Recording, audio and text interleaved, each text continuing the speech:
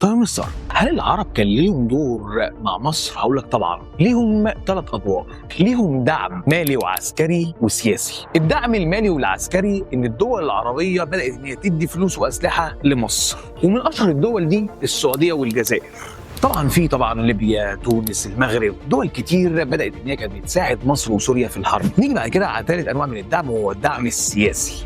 وزراء النفط اللي هم وزراء البترول بتوع العرب اجتمعوا مع بعض في الكويت وقعدوا يتغدوا، وبعد ما خلصوا غدوايه شربوا الشاي الزردة وبداوا ان هم يتكلموا مع بعض، وقرروا حاجتين. اول حاجه ان هم هيقللوا انتاج البترول، تاني حاجه ان هم مش هيصدروا بترول لامريكا خالص. ايه ده يا مستر ليه؟ علشان امريكا بتساعد مين؟ اسرائيل، يبقى حظر الصادرات الى الولايات بسبب مساعدتها لاسرائيل.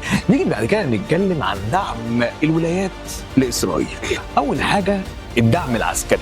ازاي امريكا ساعدت اسرائيل؟ اول حاجه بدات امريكا ان هي تعمل طيارات حوالين بعض علشان يقدروا ان هم يوصلوا المساعدات لاسرائيل، يبقى قامت جسر جوي عشان تقدم مساعدات لاسرائيل. تاني حاجه امريكا ادت معلومات مهمه جدا لاسرائيل عن حته اسمها الدفرسوار. ايه ده بالظبط؟ ايه الحكايه دي؟ الجيش المصري كان واقف وكان في فرق ما بين القوات بتاعته، كان في حته فاضيه ما بين القوات بتاعته. علشان كده اسرائيل اخذت المعلومات دي من الولايات، بدات ان هي تدخل من الحته اللي فاضيه، فاحدثت ثغره الدفرسوار. الدعم المالي ده سهل طبعا، الولايات قالت لها يا اسرائيل خدي شويه فلوس. نيجي بعد كده على الدعم السياسي. هو يا مستر مين طحنا مين؟ مصر ماسكه اسرائيل وطحناها، وهاتك يا ضرب هاتك يا ضرب هاتك يا ضرب. علشان كده مين حبيبه اسرائيل؟ امريكا مش هتشوف اسرائيل بتتضرب وهتسكت، فامريكا هتبدا ان هي تروح لمجلس الامن تقول له يا مجلس يا امن، عيب اللي بيحصل في اسرائيل ده، عيب والله، عيب عليكم انتوا قاعدين بتتفرجوا. فعشان كده مجلس الامن اتدخل وطلع قرار 338. القرار ده بيقول ايه؟ وقف الحرب وهنبدا ان احنا نخليها بالكلام، يعني بدء المفاوضات. بعد ما خلصنا احداث حرب اكتوبر واتكلمنا عن الدعم، نيجي نتكلم عن نتائج حرب اكتوبر. حرب اكتوبر وضحت ان مفيش حاجه اسمها خط دفاع يا اسرائيل، وان الاسطوره بتاعت الدفاع اللي انت كنت عاملاها انهارت في ثانيه لثانيه، وده رجع ثقه الجندي المصري، وبكده تحطم اسطوره الجيش الاسرائيلي، وبكده انتهاء نظريه الامن الاسرائيلي، ان انت يا اسرائيل عمرك ما هتفضلي امنه، بالعكس هتفضلي طول عمرك قلقانه، وان شاء الله هيجي وقت ومش هتبقي موجوده نهائيا. بعد كده من النتائج انتهاء حالة اللا سلم واللا حرب. يعني ايه يا مستر؟ يعني احنا قبل حرب اكتوبر من 76 عشنا كذا سنة عبارة عن 7 سنين عبارة عن توتر، لا احنا عايشين في سلام ولا احنا بنحارب. فبالتالي الحرب اكتوبر دي خلت ان يبقى في انتهاء للحرب وبدء المفاوضات زي ما انا لسه قايل لك. فبكده نهاية حاجة اسمها اللا سلم واللا حرب، وان خلاص هنبدأ يبقى في استقرار ونعيش متمزجين ومرتاحين.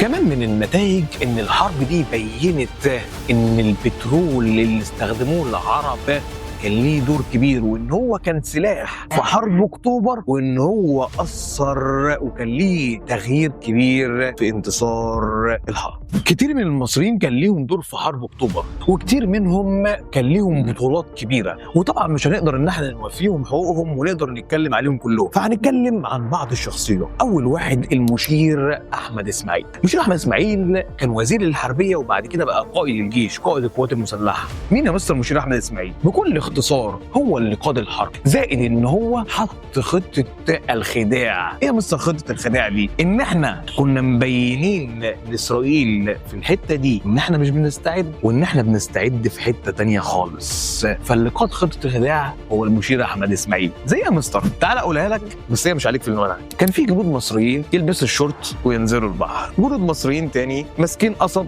وعمالين يقشروا في القصب، مصريين تانيين ماسكين كوره وعمالين ماتش كوره. فاسرائيل كل ما تبص ايه ده، هم دول شكل ناس هتحارب. فبالتالي اسرائيل كانت مخدوعه من اللي كانوا بيعملوا المصريين، والمصريين بيستعدوا في مكان تاني. ده هي كده خطه الخداع. يبقى انا عندي احمد اسماعيل خطه الخداع، وكان قائد القوات المسلحه. وبعد الحرب علشان دوره الكبير اخذ وسام نجمه سيناء على دوره الكبير في حرب اكتوبر. تاني شخصيه الفريق سعد الدين الشاذلي. ده اللي وضع خطة الحرب، وده اللي تكتك لإسرائيل، وده اللي قدر إن هو يتغلب بذكائه على الإسرائيليين. وبعد الحرب مصر كرمته وأخذ قلادة النيل العظمى برضه عشان دوره الكبير. ثالث شخصية الفريق محمد عبد الغني الجبسي. ده كان رئيس هيئة العمليات وبعد كده رئيس أركان حرب.